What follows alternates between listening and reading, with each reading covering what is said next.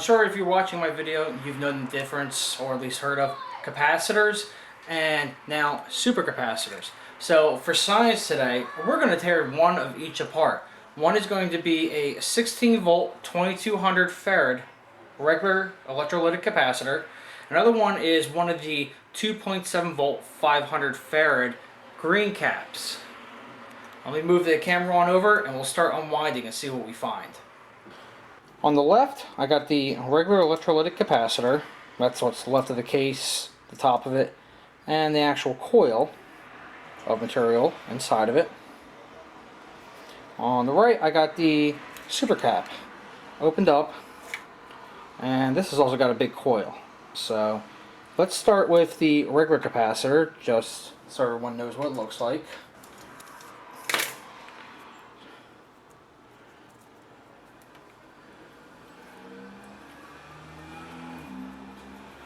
There's your two electrodes, and it keeps on going. Now inside of this, looks like, just like any other one, you got two metals separated by an insulator. Some sort of papery, wax paper or something. And that is the standard regular electrolytic capacitor. Chances are I probably got a little bit of moisture on my hands from the stuff, so I better go clean my hands real quick. Now for the super cap, let's see if I can get this one nicely unwound here. Where's my razor blade? Looks like this is the beginning right here.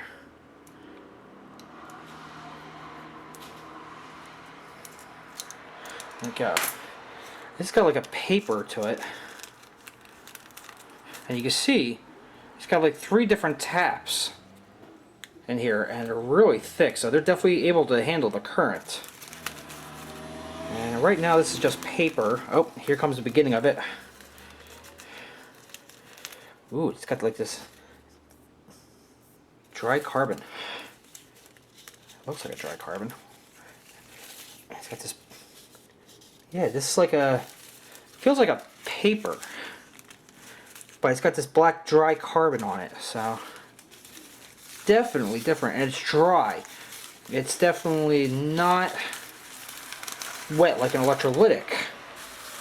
Here's one of the tie-in spots, and that is really thick, and I get some of this black. Believe it or not, this is actually getting a little cool to the touch. I definitely got to clean my hands after this because I'm not sure what's on it, but I'm not sure if this is lithium. No, definitely not.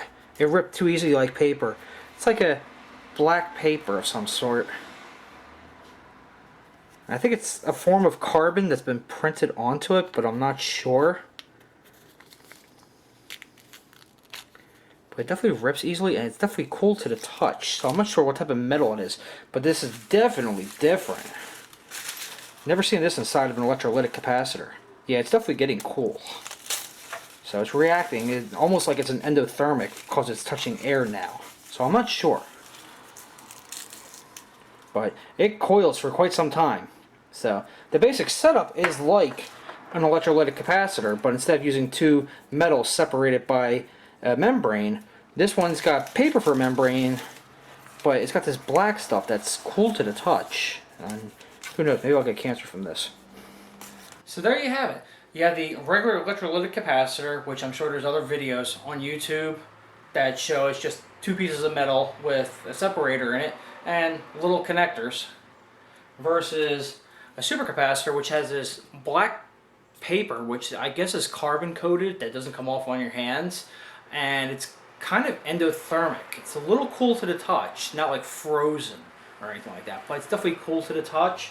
And if we remember looking at the bars on it, it has an awful lot of contact surface, so that's how you get your high amperage from a supercapacitor. If you have any questions or comments, go ahead and leave them below. Thanks.